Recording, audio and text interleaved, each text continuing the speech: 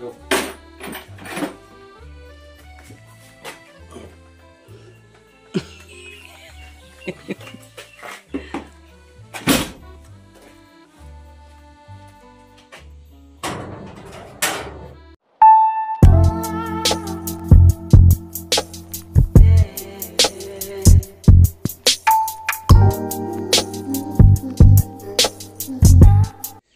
Morning বন্ধুরা, তোমরা কেমন আছো? আশা করি তোমরা সবাই ভালো আছো, আমিও ভালো আছি। তা সকালবেলা থেকে আজকে ব্লগিংটা শুরু করছি। এখন ঘুরতে বাজে 7:30। তা এখন তো শীত যেহেতু পড়ে গেছে, গাছে ফুলও কমে গেছে, তো গাছে একমাত্র ফুল এখন দেখা যাচ্ছে হচ্ছে গোলাপ। তা চলো তোমাদের সাথে একটু শেয়ার করে দিই।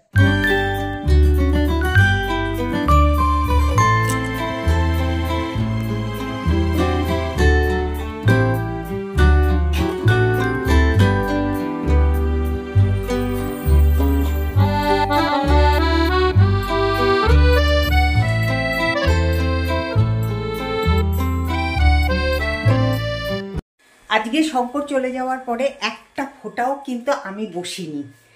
তা কি কি করেছি চলো তোমাদের সাথে একটু শেয়ার করে দিই। তবে আজকে কাজগুলো আর শেয়ার করলাম না, কারণ তাড়াতাড়ি করে কাজগুলো করে নিলাম। একেই তো ঠান্ডা লাগছে, তার উপরে যদি আমি বসে থাকতাম বা শেয়ার করতে যেতাম তাহলে পরেই আমার কাজগুলো আর হতো না। তা চলো একটুখানি দেখিয়ে দিই যে আমি কি কি করলাম এতক্ষণ। তো এদিকে দেখতেই পাচ্ছ বাসন ঠাসন মেজে আমি রান্নাঘর পরিষ্কার করে নিয়েছি। আর এইদিকে দেখো টেবিলের ওপরটাও বেশ পরিষ্কার, বোতলে জল ভরে নিয়েছি। বোতল দুটো ফাঁকা ছিল, বোতলে জল ভরে নিয়েছি। আর হচ্ছে এদিকে বিছানাও তোলা হয়ে গেছে। তবে এই যে বিছানার ওপরে যে আমার জামা কাপড়গুলো দেখছো, তা এখন আমি এটা বসে বসে গুছাবো আর তোমাদের সাথে গল্প করব। আর এই দেখো পুরো পরিষ্কার করে ফেলেছি ঝাড় দিয়ে। আর এই ঘরের জানলাটা খোলা হয়নি, তা চলো একটুখানি জানলাটা খুলে দিই, কারণ খুব সুন্দর রোদ আসছে জানলা দিয়ে, তো এটা তো মিস করা যায় না। আর যেহেতু এখন ঠান্ডা পড়ে গেছে, একটু ঘরে রোদ ঢোকাটাও দরকার। এই দেখো আমাদের বাইরেটা কত সুন্দর, তাই না? আজকে ব্রেকফাস্টে খাবো হচ্ছে ছাতু। কালকে দোকান থেকে ছাতু নিয়ে এসেছি, তা শঙ্কর বলল ওটা নাকি আলিপুরদুয়ারের ছাতু, তা একটুখানি টেস্ট করে দেখতে হবে, কারণ যেহেতু লোককে বিক্রি করা হবে তো ওটা তো আমারও টেস্ট করে দেখা দরকার, তাই না? ভালো কি মন্দ। আর আজকে মানে চেষ্টা করব যে এই যে জামা কাপড়গুলো, এই যে এখানে যে সুটকেস আছে, ব্যাগ আছে, এটার মধ্যে ভরে ফেলার। আর দেখো এই ঘরের পরিস্থিতি, এখানে একদম দেখতে পাচ্ছ শোকেসের মধ্যে কত ধুলো জমে গেছে, কারণ এই ঘরটা আমি সেরকমভাবে ব্যবহারও করি না। আবার কি বলতো, সেরকমভাবে মানে খালি ঝাড়া মোছা এটাই করি, তাছাড়া কিন্তু এমনি খুব একটা দেখতে আসি না, কারণ এই ঘরটা ইউজই করা হয় না একদম। তো দেখি আস্তে আস্তে করে এক এক করে এক এক দিন এক একটা কাজ করে ফেলবো, কারণ করতে তো হবেই। আর ওইদিকে আমি মেশিন চালিয়ে দিয়েছি, কারণ সকাল সকাল আজকে দেখো এই যে জামা কাপড় সব কাঁচা হয়ে গেছে, একদম মেলেও দিয়েছি। এই দেখো এই যেগুলো নিয়ে গেছিলাম এগুলো সব আজকের লাস্ট, আজকে সব কাঁচা হয়ে গেছে একদম।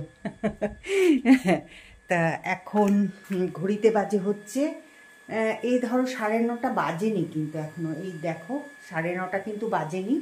তো শঙ্কর আমাকে ফোন করেছিল, তো বলল যে একটু বাদে ও খাবে, তা ততক্ষণে আমি জামা কাপড়গুলো গুছিয়ে নিই।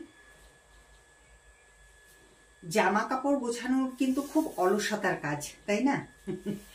মানে ভাবি এদিকে জামা কাপড় তো কাঁচাও হয়ে যায়, এদিকে মেলাও হয়ে যায়, শুকনোও হয়ে যায়, কিন্তু কি বলতো ভাঁজ করাটাই হয় না।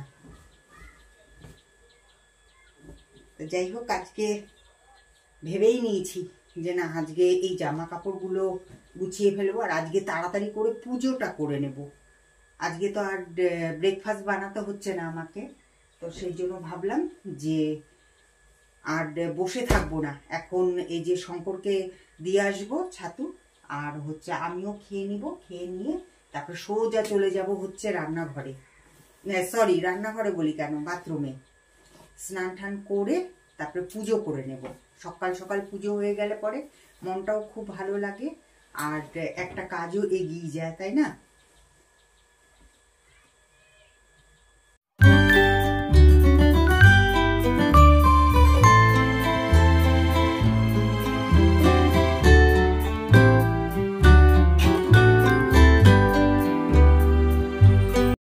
তো দেখো, দেখতে দেখতে কিন্তু আমার সব গোছানো হয়ে গেছে।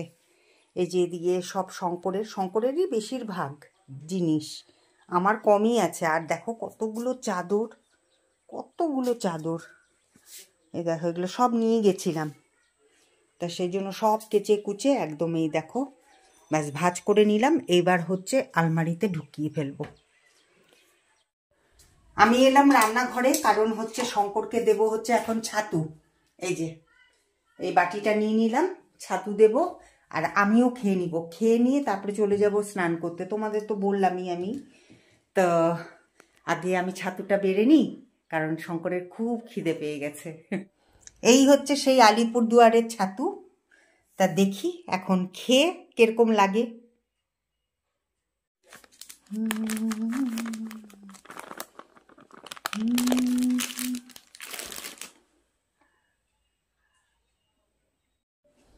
অল্প করে দিয়ে দিলাম নুন, আর এই যে লঙ্কা। এবার এটার মধ্যে জল দিয়ে শঙ্কর খেয়ে নেবে। তো চলো শঙ্করকে দিয়ে দিই খাবারটা, শঙ্কর আসছে।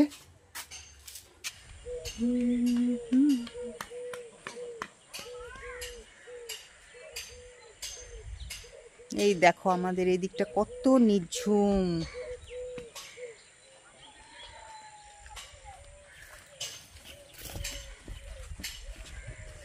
চলো, ওই যে শঙ্কর চলে এসছে।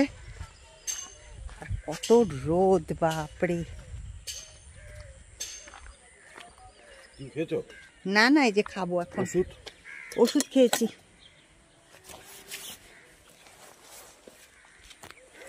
ওই যে পাহাড়,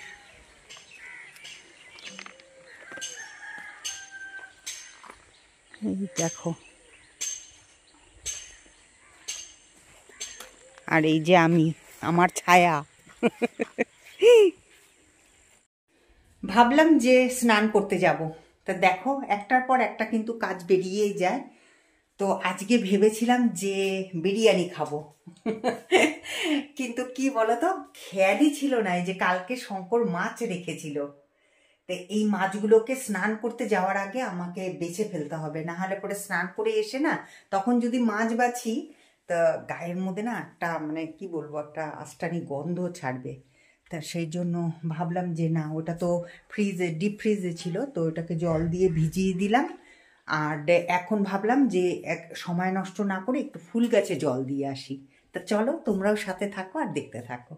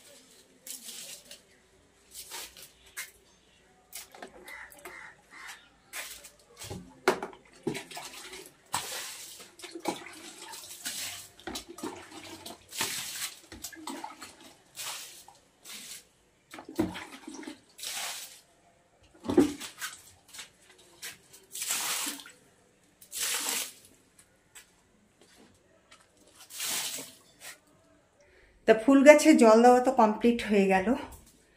তা এখন দেখি মাছগুলোর পরিস্থিতি কি। বাবা এখনো তো বরফ ছাড়েনি।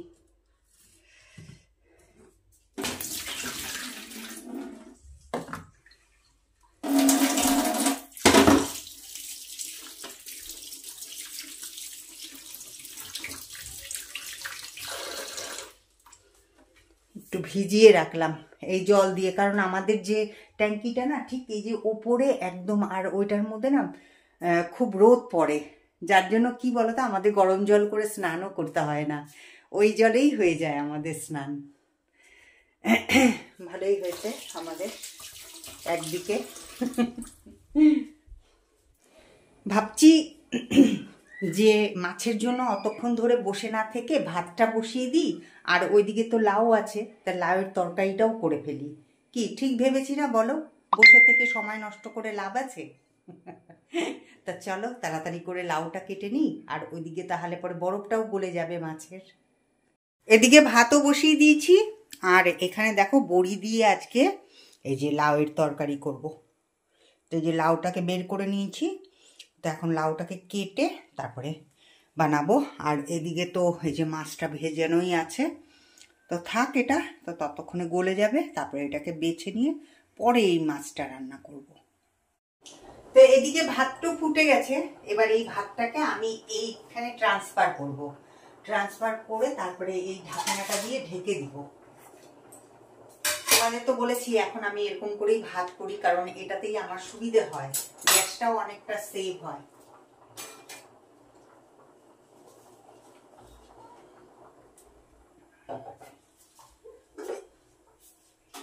এবার লাউয়ের তরকারিটা করব,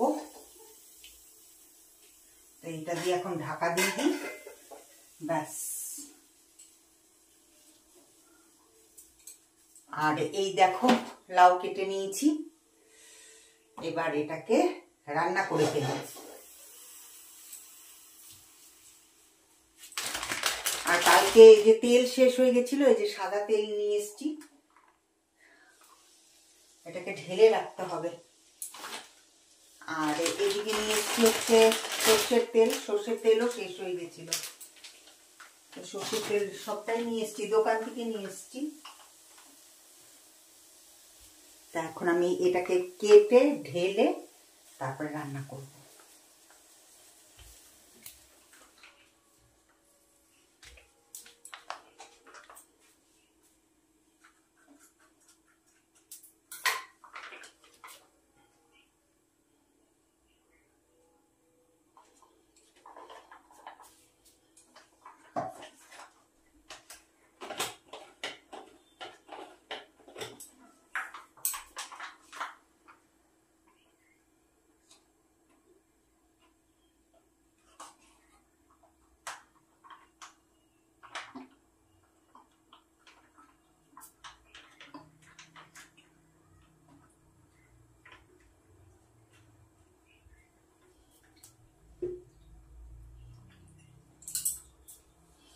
ব্যাস ঢালা হয়ে গেল। এবার আগে বড়িটাকে, তেলটা গরম হয়ে গেলে আগে বড়িটাকে ভেজে নেব, আর নামানোর আগে দিয়ে দেবো হচ্ছে ধনে পাতা আর পাঁচফোড়ন দিয়ে লাউয়ের তরকারিটা করব, ব্যাস।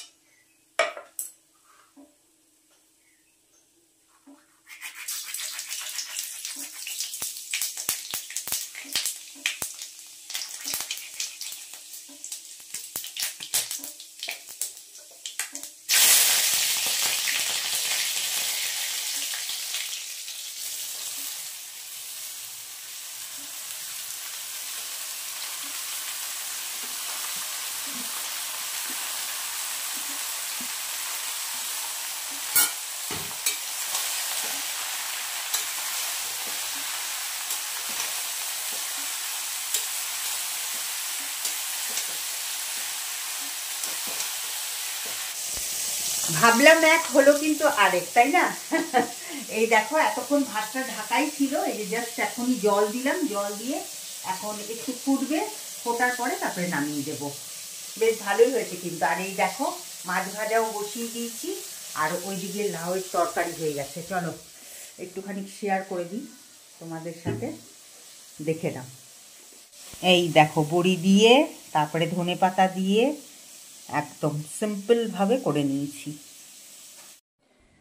পেছনে শঙ্করকে দেখে বুঝতেই পারছো যে আমার স্নান, তারপরে এই যে পুজো সব কমপ্লিট, আর শঙ্করকে খেতেও দিয়ে দিয়েছি। এই দেখো, খালি তরকারিটা দেওয়া হয়নি, তাই শঙ্কর বসে আছে। আর একসাথে ছাড়া শঙ্কর খেতে চায় না। দেখো বিয়ের কিন্তু 30 বছর হয়ে গেছে, কিন্তু ভালোবাসাটা আজও অটুট আছে, তাই না শঙ্কর বলো? একদম একদম। আর কি, দেখতে দেখতে তো কত বছর হয়ে গেল, তাই না? তা এই দেখো, এই যে এক্ষুনি এই যে শঙ্কর নিয়ে এলো হচ্ছে সর্ষের গুঁড়ো, তা সর্ষের গুঁড়ো দিয়ে এই যে মাছের ঝোলটা করলাম। তা এখন আমি আর শঙ্কর দুজনে মিলে খাওয়া দাওয়া করবো, তারপরে দেখা হচ্ছে আবার পরে, ঠিক আছে? দুপুরে খাওয়া দাওয়ার পরে আমি ঘুমিয়ে গেছিলাম, কারণ আজকে আমার খুব মাথার যন্ত্রণা করছিল। তা জাস্ট এক্ষুনি আমি কি বলবো, যে দোকানে এলাম, আর ওইদিকে দেখো ওই যে বসে বসে শঙ্কর চা খাচ্ছে, শঙ্করের জন্য চা নিয়ে এলাম। আর দেখো মাথায় কত তেল দিয়েছি, এত মাথা ব্যথা করছিল, শেষ পর্যন্ত না থাকতে পেরে শঙ্করকে বললাম যে একটা মাথা ব্যথার ওষুধ দাও, ওষুধ খাই। তাই যে জাস্ট ওষুধটা খেলাম। আর যেহেতু এখনই আমি এই ব্লগটা যেহেতু তোমাদের সামনে আমি কি বলবো যে প্রেজেন্ট করব, সেই জন্য এখনই আমাকে এই ব্লগিংটা শেষ করে দিতে হবে, কারণ আমার নতুন কোনো ব্লগ করা নেই। তা চলো আজকের মতন আমি এখানেই ব্লগিংটা শেষ করছি। আবার দেখা হবে একটা নতুন ব্লগের সাথে তোমাদের সাথে। তোমরা কিন্তু খুব ভালো থেকো, সুস্থ থেকো। চলো টাটা, গুড নাইট।